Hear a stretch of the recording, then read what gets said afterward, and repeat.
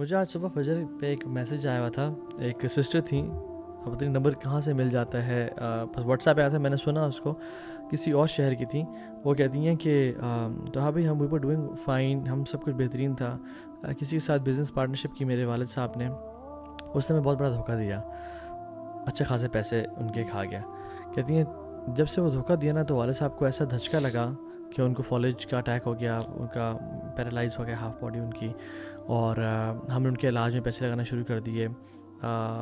पैसे कम से कम होते जा रहे हैं, और ऐसा टाइम आया, अभी हमारे पास ऐसा टाइम है जिसमें हम पिछले कुछ महीनों से रेंट नहीं दे सके अपने मालिक मकान का, और उन्होंने हमारी बिजली भी काट दी है और हमारे गैस काट दी है। हम रमज़ान के महीने में इट्स डिफ़िकल्ट फॉर अस कि हम सहरी किस तरह बनाए, अफ्तारी किस तरह बनाएं। हमने पड़ोसी जो हमारे से पहले बड़े नाइस थे उनसे मांगा, तो वो हमें कुछ टाइम के लिए बिजली देते हैं। लेकिन हुआ ये कि सिंस मेरे से उनका रब्ता, मेरा भाई जो है वो भी स्पेशल है, ठीक है, और उसके पास यानी एक छोटी सी व्हीकल भी है, तो मालिक मकान कह रहे हैं कि हमें यही बेच के दे दो। और जो पड़ोसी हैं जिन्होंने बिजली हमें फेवर कर रहे हैं, ही ट्राई टू हरास मी, और जब मतलब और यानी मुझे बेनिफिट उठाना चाहा कि जब तक एंड सुभान अल्लाह, कहती हैं कि मसाइल पे मसाइल, हम पे आफत टूट चुकी है, और हम किस तरह सहरी बनाए, राइट ही नहीं है हमारे घर में।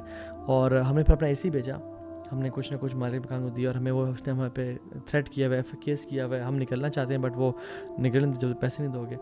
And it was full of यानी, and I was thinking, I was sitting in my lounge after फजर सलाह, और मैं देख रहा, मैंने कहा मेरे पास तो लाइट है यार, और गैस भी है, बच्चे सो रहे हैं, and everything is okay. And that made me cry कि या अल्लाह, तूने इतने नेमतें हम पे की हुई हैं, इतने एहसानात में हम जो है ना डूबे हुए हैं, और देयर आर पीपल, और उनकी आवाज़ में ना कपकपाहट सी थी, और कहती मैं अकेली बहन में क्या करूँ मैं।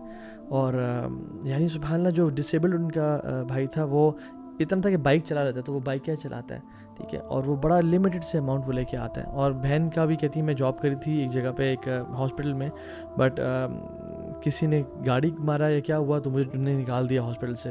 कोई किसी बड़े डॉक्टर की गाड़ी को टच हुई मेरी, जो करीम पे जा रही थी या किस पे अपनी गाड़ी पे जा रही थी, तो वो सब यानी कहती हैं कि आफात। और आई वाज थिंकिंग कोविड के बाद देखिए ना, और इन्फ्लेशन ओवरऑल जितनी बढ़ गई है, तो मैं भी इसी तरह एक सेइंग किसी की पढ़ रही थी, सोशल मीडिया पे देख रही थी, तो मुझे भी उससे बहुत एहसास हुआ। उन्होंने कहा कि अगर आप आजकल अपने खाने की टेबल पे या घर में वही कुछ रमज़ान में इंजॉय कर रहे हैं जो आप पिछले साल कर रहे थे, तो आप अल्लाह का शुक्र अदा करें। बिल्कुल, इस वक्त बहुत फैमिलीज़ ऐसी हैं जो कुछ नहीं अफोर्ड कर पा रही, और बाकी उसके बाद मैंने भी सोचना शुरू किया, क्योंकि अल्लाह ताला ने इन लोगों को भी हमारे लिए इस तरह एक नेमत ही बनाया है ना, कि हमें एहसास हो कि हमारी क्या रिस्पॉन्सिबिलिटीज़ हैं, और जो हमारे पास है हम उस पर शुक्र भी अदा कर सकें। जब ऐसे लोग हमारे साथ अपने दुख नहीं शेयर करेंगे, तो ना हमें कोई एहसास होगा, ना हम उनके बारे में सोचेंगे, ना अपनी नेमतों को देख सकेंगे। और जब नेमतें इंसान की ज़िंदगी में आती रहती है ना, तो वो इतना इंसेंसिटिव हो जाता है नेमतों पे, कहते हैं या अल्लाह बस ठीक है, और वो शुक्र अदा नहीं करता। और शैतान ने तो कहता वला ताजिदु अक्सर हम शाकिरीन। और इसीलिए ना ये पॉजिटिव साइकोलॉजी का भी प्रिंसिपल है कि आप सुबह जब उठें, तो